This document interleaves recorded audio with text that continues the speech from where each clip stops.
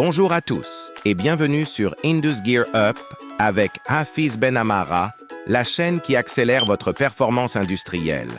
Aujourd'hui, on plonge dans un sujet crucial du Six Sigma, le Measurement System Analysis ou MSA, pour les données attributives. C'est un point essentiel parce que si votre système de mesure n'est pas fiable, eh bien, tout votre projet d'amélioration risque de s'effondrer comme un château de cartes. Alors, dans cette vidéo, on va voir ensemble 3 choses fondamentales. Premièrement, pourquoi le MSA est absolument vital pour la qualité.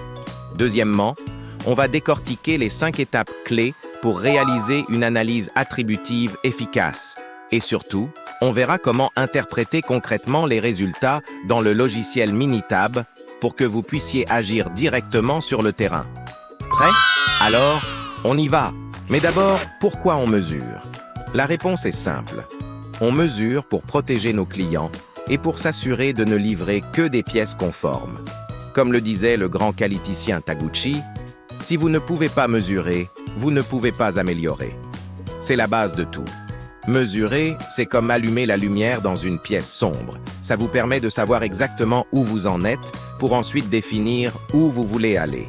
C'est aussi le seul moyen d'identifier précisément où et de combien vous devez vous améliorer. Sans une mesure fiable, parler de qualité ou d'amélioration continue, ça reste juste des paroles en l'air. Maintenant, il faut savoir qu'il existe 2 grands types de systèmes de mesure. D'un côté, on a les données variables. Ce sont des mesures chiffrées comme le poids, la longueur ou la température.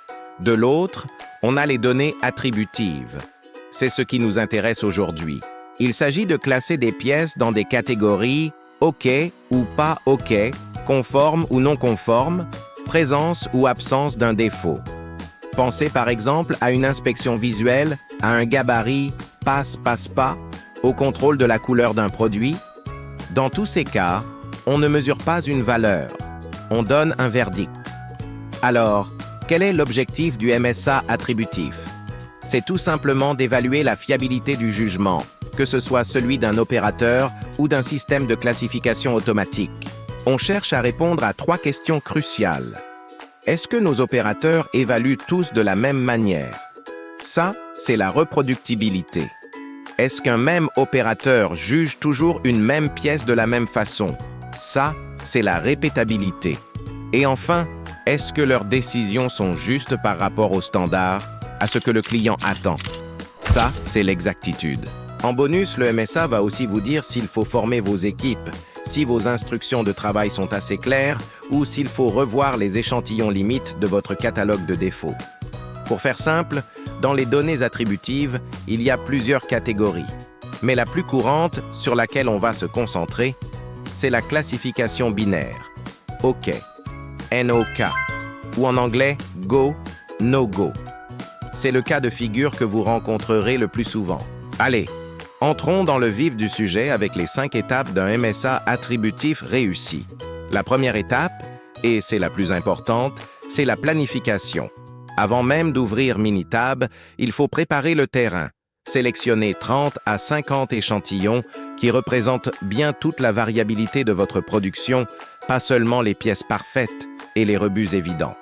Utilisez un catalogue de pièces limites, ce qu'on appelle un Borderline Sample Catalog, pour tester les cas ambigus. Choisissez 2 ou 3 opérateurs formés à la même méthode de travail et assurez-vous d'avoir un standard de travail clair et écrit. Et le plus important, réalisez votre étude en aveugle, une blind study. Les opérateurs ne doivent pas savoir quelle est la bonne réponse pour ne pas être influencés. Prenons un exemple concret. Une entreprise doit vérifier si des documents contiennent un certain chiffre. On demande à 2 inspecteurs d'évaluer 20 documents et ils le feront 2 fois chacun. Au total, ça fait 80 évaluations. Dans Minitab, vous créeriez une feuille d'enregistrement pour noter tous ces résultats. L'assistant MSA du logiciel est d'ailleurs très pratique pour vous aider à structurer tout ça. La deuxième étape, c'est de conduire l'étude sur le terrain. C'est le moment de l'action. Assurez-vous que les opérateurs travaillent dans leurs conditions habituelles, même éclairage, même environnement. Les pièces doivent leur être présentées dans un ordre aléatoire pour éviter tout biais de mémorisation. Et bien sûr, notez toutes les observations avec la plus grande rigueur. Un conseil, soyez présent pendant les évaluations. Observez tout, les gestes, les hésitations, les erreurs de saisie, les conditions lumineuses. Chaque détail peut être une piste d'amélioration. Troisième étape, l'analyse et l'interprétation des résultats. C'est là que Minitab devient votre meilleur ami. Vous allez analyser plusieurs indicateurs clés. Par exemple, le pourcentage d'exactitude globale, Overall Accuracy, vous donne une note sur la performance de votre système. L'objectif est d'être au-dessus de 90%. Entre 70 et 90%, c'est acceptable mais à améliorer. En dessous de 70%, votre système de mesure est jugé inacceptable. Vous regarderez aussi le risque client, c'est-à-dire le pourcentage de pièces non conformes qui ont été jugées OK. Ce chiffre doit être le plus proche possible de 0. Dans notre exemple, avec 80 évaluations, si on a 7 erreurs, on obtient 91,3% d'exactitude. C'est acceptable, mais ça indique qu'une formation serait bénéfique. Si vous voyez qu'un opérateur a une mauvaise répétabilité, c'est-à-dire qu'il n'est pas constant avec lui-même, inutile de le comparer aux autres. Aidez-le d'abord à être plus cohérent, puis vérifiez son alignement avec le standard. Quatrième étape, l'amélioration. Une fois que vous avez vos résultats, il faut identifier les causes racines des erreurs. Est-ce que les opérateurs sont mal formés? Est-ce que les échantillons limites sont ambigus? La lumière est-elle inadaptée? Le standard de travail n'est-il pas assez clair? À partir de là, mettez en place un plan d'action. Formation, clarification des instructions, ajustement des gabarits. L'objectif est de faire passer la précision de votre système au-dessus de la barre des 90%. Enfin, cinquième et dernière étape, le suivi. Un MSA, ce n'est pas un audit que l'on fait une fois pour toutes. C'est un processus vivant. Vous devez le réévaluer après chaque changement important dans votre processus pour vous assurer que votre système de mesure reste fiable dans le temps. Voilà.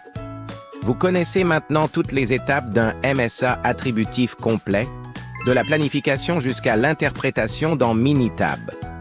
Souvenez-vous bien de ceci. Si votre système de mesure n'est pas fiable, tous vos efforts d'amélioration seront vains. Alors, avant de chercher à améliorer votre processus, commencez toujours par mesurer votre capacité à bien mesurer. Dans la prochaine vidéo, on ira encore plus loin dans l'étape 3. Analyser et interpréter les résultats.